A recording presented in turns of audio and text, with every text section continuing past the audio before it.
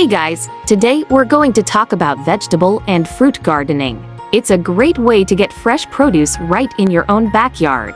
Here are some key points to keep in mind. First, choose the right spot for your garden. Most vegetables and fruits need at least 6 hours of sunlight a day, so pick a spot that gets plenty of sun.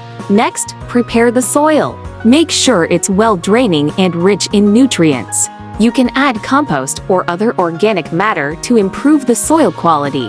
When it comes to choosing what to plant, think about what you and your family like to eat. Tomatoes, peppers, cucumbers, and zucchini are all great options for beginners. For fruits, strawberries and blueberries are easy to grow. Make sure to water your garden regularly. Most vegetables need about an inch of water per week, while fruits may need more depending on the variety. Finally, watch out for pests and diseases.